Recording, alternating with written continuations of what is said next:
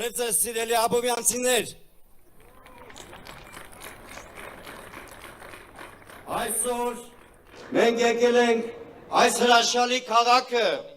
որպեսզի հավետենք, մեր հաղթանակն այլընտրանք չունի։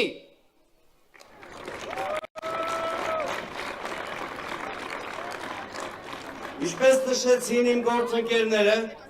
մեր ծրագրում առանցքային տեղ ունի երաշխավորված խաղաղության մոդելի թեզը։ Սա ուղղակի կարգախոս չէ, սա այլընտրանք է այն նվաստացուցիչ քաղաքականությանը, որ վարում է գործող իշխանությունը հայ-ադրբեջանական հարաբերությունների գործընթացում։ Խեղճացած է Հայաստանը։ Հայաստանը դրված է միակողմանի և ստորացուցիչ զիջումների առջև։ Մենք առաջարկում ենք խաղաղության մի մոդել, որը հիմնված է միջազգային երաշխավորների և միջազգային երաշխիքների վրա։ Եվ մենք վստահ ենք, որ միայն այդ կերպ է հնարավոր կանգնեցնել Ադրբեջանի ագրեսիվ քաղաքականության ճանապարհը և հիմքեր ստեղծել իրոք բալանսավորված և երաշխավորված խաղաղության համար։ Մեզ մեղադրում են պատերազմի կուսակցություն լինելու մեջ, բացարձակապես սուտ է։ Մենք Հայաստանի ամենախաղաղության ձգտող կուսակցությունն ենք։ Այս իշխանությունը ամեն ընտրությունից հետո իր վարած քաղաքականության հետևանքով ազգային ավեր է բերել։ 2018 թվի նրանց ընտրությանը և վարվող քաղաքականությանը և մերժվեց խաղաղության պլանը հաջորդեցին 44-օրյա պատերազմը և պարտությունը։ 2021 թվին Նիկոլ Փաշինյանի վերընտրությունը,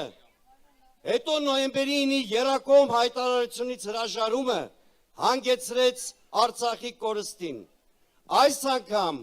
կոնին դրված է Հայաստանի ճակատագիրը։ Մենք մեր առաջարկած մոդելով նպատակ ունենք փրկել Հայաստանի Հանրապետությունը, նրա ինքնիշխանությունը և տարածքային ամբողջականությունը։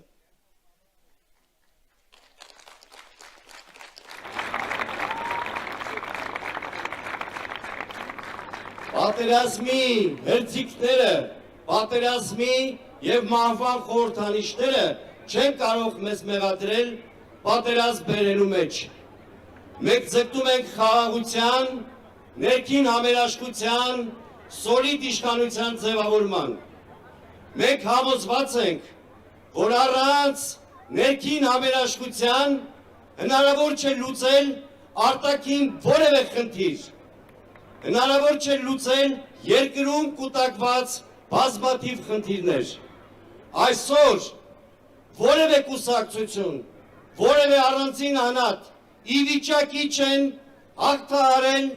այն ճգնաժամը, որ գոյություն ունի երկրում և երկրի շուրջ։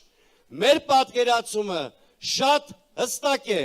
Մենք հասարակության և ընդդիմադիր դաշտի համախմբմամբ գնում ենք ազգային համերաշխության ստեղծման։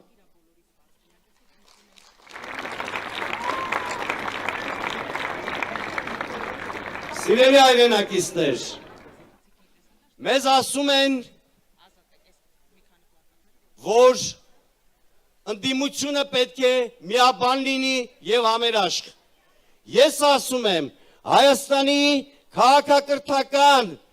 ինքնության պաշտպանության և երկրում իրավիճակ փոխելի հարցում ընդդիմությունը երբեք այսքան միասնական չի եղել։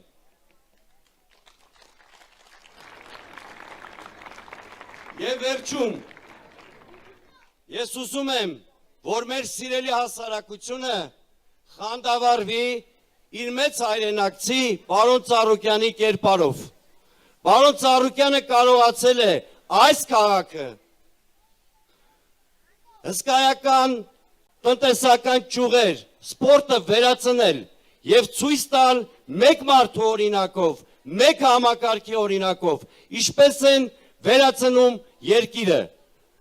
Մենք ունենք շատ ուժեղ եւ հուսալի առաջնորդ Գագիկ Ծառուկյանի դեմքով։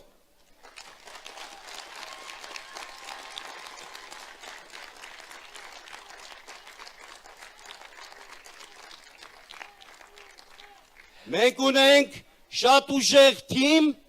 որը կանգնած է պարոն Ծառուկյանի թիկունքին եւ որը զարգացման ճանապարհին է կանգնեցնելու Հայաստանը։ Եվ վերջապես մենք ունենք շատ կենսունակ ծրագիր, որը կազմվել է Հայաստանի քաղաքացու կողմից եւ Հայաստանի քաղաքացու մասին է։ Եվ ուրեմն հունիսի 7-ին քվեարկում ենք համար 7-ին։